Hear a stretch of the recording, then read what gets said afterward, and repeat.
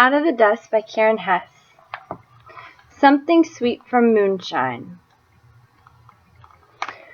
Ashby Derwin and his pal Rush had themselves a fine operation on the Cimarron River, where the water still runs a little, though the fish are mostly dead from the dust floating on the surface. Ashby and Rush were cooking up moonshine in their giant metal still on the bank when Sheriff Robertson caught them. He found jugs of finished whiskey and barrels of mash. He found 2 sacks of rye, and he found sugar, 1,000 pounds of sugar. The government men took Ashby and Rush off to Enid for breaking the law, but Sheriff Robertson stayed behind, took apart the still, washed away the whiskey and the mash, and thought about that sugar. All that sugar. 1/2 ton of sugar. Sheriff decided some should find its way into the mouths of us kids. Bake for them, Miss Freeland, he said. Bake them cakes and cookies and pies. Cook them custard and cobbler and crisp. Make them candy and taffy and apple pin dowdy. Apple pin dowdy? These kids, Sheriff Robertson said, ought to have something sweet to wash down their dusty milk, and so we did. February 1935. Dreams. Each day after class lets out, each morning before it begins, I sit at the school piano and make my hands work. In spite of the pain, in spite of the stiffness and scars, I make my hands play piano. I practice my best piece over and over till my arms throb, because Thursday night the Palace Theater is having a contest. Any man, woman, or child who sings, dances, reads, or plays worth a lick can climb onto that stage. Just register by 4 p.m. and give them a taste of what you can do, and you're in, performing for the crowd, warming up the audience for the Hazel Herd Players. I figure if I practice enough, I won't shame myself. And we sure could use the extra cash if I won. $3 first prize, $2 second, $1 third.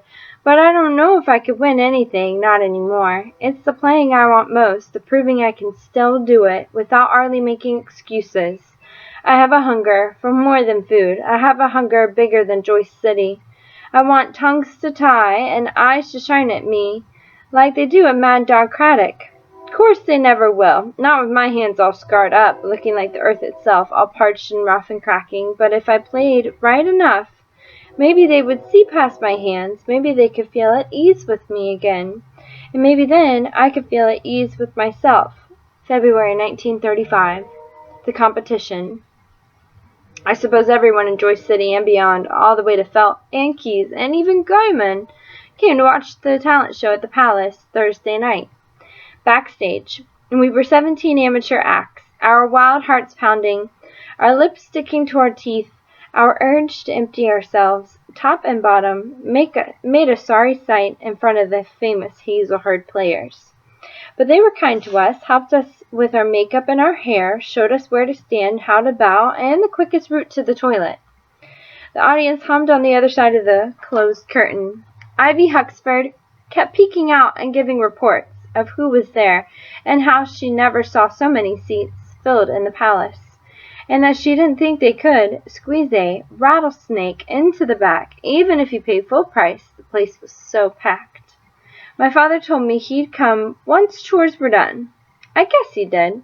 The Grover boys let us off. They worked a charm. Baby on the sax, Jake on the banjo, and Ben on the clarinet. The Baker family followed, playing just like they do at home every night after dinner. They didn't look nervous at all. The tap dancers, they rattled the teeth in their jaws and the eyeballs in their skulls, their feet flying, their arms swinging, their mouths gaping. Then Sunny Lee Hallam tumbled and leaped onto the stage, the sweat flying off her, spotting the palace floor. Marsh Wharton struggled out, his accordion leading the way. George and Agnes Harkins ran their fingers over the strings of their harps, made you want to look up into the heavens for angels, but only scenery and lights and ropes and sandbags hung overhead, and then there was me, on piano. I went on somewhere, near the back side of middle, getting more and more jittery with each act. Till my time came, I played Bye Bye Blackbird my own way, messing with the tempo, and the first part sounded like I used just my elbows, but the middle sounded good, and the end, I forgot I was even playing in front of the packed Palace Theater. I dropped right inside the music and didn't feel anything till after when the clapping started, and that's when I noticed my hands hurting, straight up to my shoulders. But the applause made me forget the pain. The audience roared when I finished. They came to their feet, and I got third prize, $1, while Mad Dog Craddock singing 1 second, and Ben Grover and his crazy clarinet took first. The tap dancers pouted into their mirrors, peeling off their makeup and their smiles. Bertie Jasper claimed it was all my fault she didn't win, that the judges were just being nice to a cripple. But the Harp and Harkins were kind, and the Hazelhurst players wrapped their long arms around me and said I was swell, and in the sweaty, dim chaos backstage, I ignored the pain running up and down my arms. Felt like I was part of something grand, but they had to give my ribbon and my dollar to my father, 'cause I couldn't hold anything in my hands. February 1935. The piano player. Arlie says, "We're doing a show at the school in a week, Billy Joe. Come play with us." If I asked my father, he'd say yes. It's okay with him if I want to play. He didn't even know I was at the piano again till the other night. He's making some kind of effort to get on better with me now, since I did him proud at the palace, but I say no. It's too soon after the contest. It still hurts too much. Arlie doesn't understand. Just practice more, he says. You'll get it back. You can travel with us again this summer if you like. I don't say. It hurts like the parched earth with each note. I don't say one chord, and my hands scream with pain for days. I don't show him the swelling or my tears. I tell him, I'll try. At home, I sit at Ma's piano. I don't touch the keys. I don't know why. I play Stormy Weather in my mind, following the phrases in my imagination, saving strength so that when I sit down at a piano that is not Ma's, when everyone crowds into the school for Arlie's show, no one can say that Billy Joe Kelby plays like a cripple. March 1935. No good. I did play like a cripple at Arlie's show, but that Arlie would never say it. Not that Arlie would ever say it. But my hands are no good anymore. My playing's no good. Arlie understands, I think. He won't ask again. March 1935. Snow. Had to check yesterday morning to make sure that was snow on the ground, not dust. But you can't make a dust ball packed together and slam against the side of the barn and echo across the fields. So I know it was snow. March 1935. Night school. My father thought maybe he ought to go to night school, so if the farm failed, there'd be prospects to fall back on. He's starting to sound like Ma. The farm won't fail, I tell him, long as we get some good rain. I'm starting to sound like him. It's mostly ladies in those classes, he says. They take bookkeeping and civics and something called business English. I can't imagine him taking any of those things, but maybe he doesn't care so much about the classes. Maybe he's thinking more about the company of ladies. I'll bet none of the ladies mind spending time with my father. He's still good-looking with a strong back and his blondie red hair and his high cheeks rugged with wind. I shouldn't mind either. It's dinner I don't have to come up with, because the ladies bring chicken and biscuits for 'em. I'm glad to get out of cooking. Sometimes with my hands it's hard to keep the fire, wash the pans, hold the knife, and spread a little butter. But I do mind just spending time with all those biddies. I turn my back on him as he goes, and settle myself in the parlor, and touch Ma's piano. My fingers leave sighs in the dust. March 1935. Dust pneumonia. 2 Fridays ago, Pete Guyman drove in with a truck full of produce. He joked with Caleb Hardley, Mr. Hardley's son, while they unloaded eggs and cream down at the store. Pete Guyman teased Caleb Hardley about the Wildcats losing to Hooker. Caleb Hardley teased Pete Guyman about his wheezy truck sucking in dust. Last Friday, Pete Guyman took ill with dust pneumonia. Nobody knew how to keep the produce truck on the road. It sat, filled with turkeys and heavy hens, waiting for delivery. It sat out in front of Pete's drafty shack. It sits there still, the cream curdling, the apples going soft. Because a couple hours ago, Pete Guyman died. Mr. Hardley was already on the phone to a new produce supplier before evening. He had people in his store and no food to sell them. His boy Caleb slammed the basketball against the side of the house until Caleb's ma yelled for him to quit, and late that night a truck rattled up to the store with colored springs, dozens of hens, filthy eggs, and a driver with no interest whatsoever in young Caleb Hardley or his precious Wildcats. March 1935. Dust storm. I never would have gone to see the show if I had known a storm like this would come. I didn't know when going in, but coming out, a darker night I'd never seen.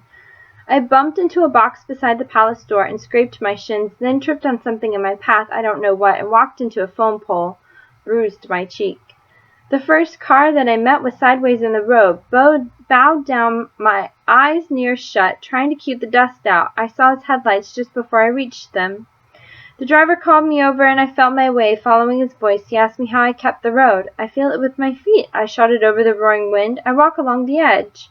One foot on the road, one on the shoulder. And desperate to get home, he straightened out his car and straddled tires on the road and off and slowly pulled away. I kept along. I know that there were others on the road. From time to time I'd hear someone cry out. Their voices rose like ghosts in the howling wind no one could see. I stopped at neighbors just to catch my breath and made my way from town out to our farm. Everyone said to stay, but I guessed my father would come out to find me if I didn't show and get himself lost in the raging dust and maybe die, and I didn't want that burden on my soul. Brown earth rained down from sky. I could not catch my breath the way the dust pressed on my chest and wouldn't stop. The dirt blew down so thick it scratched my eyes and stung my tender skin. It plugged my nose and filled inside my mouth. No matter how I pressed my lips together, the dust made muddy tracks across my tongue. But I kept on, spitting out mud, covering my mouth, clamping my nose. The dust stinging, the raw and open stripes that scarring on my hands, and after some 3 hours, I made it home. Inside I found my father's note that said he'd gone to find me, and if I should get home, to just stay put. I hollered out the front door and out and the back. He didn't hear. I didn't think he would. The wind took my voice and busted it into 1,000 pieces, so small the sound blew out over Ma and Franklin's grave, thinner than a sigh. I waited for my father through the night, coughing up dust, cleaning dust out of my ears, rinsing my mouth, blowing mud out of my nose. Joe de la Flor stopped by around 4 to tell me they found one boy tangled in a barbed wire fence, another smothered in a drift of dust. After Joe left, I thought of the famous Lindberghs and how their baby was killed and never came back to them. I wondered if my father would come back. He blew in around 6 a.m. It hurt. The sight of him, brown with dirt, his eyes as red as raw meat, his feet bruised from walking in worn shoes, stepping where he couldn't see, on things that bit and cut into his flesh. I tried to scare up something we could eat, but couldn't keep the table clear of dust. Everything I set down for our breakfast was covered before we took a bite. And so we chewed the grit and swallowed, and I thought of the cattle, did from mud in their lungs, and I thought of the tractor buried up to the steering wheel, and Pete Guyman, and I couldn't even recognize the man, sitting across from me, sagging in his chair, his red hair gray and stiff with dust, his face deep lines of dust, his teeth streaked brown with dust. I turned the plates and glasses upside down, crawled into bed, and slept. March 1935. Broken promise. It rained a little everywhere but here. March 1935. Motherless.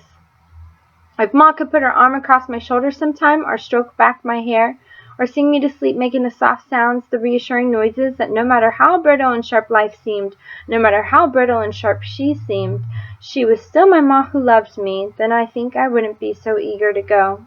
March 1935. Following in his steps, Hayden Parley-Nye's wife, Fonda, died today, 2 months after she lost her man. The cause of death was dust pneumonia, but I think she couldn't go on without Hayden.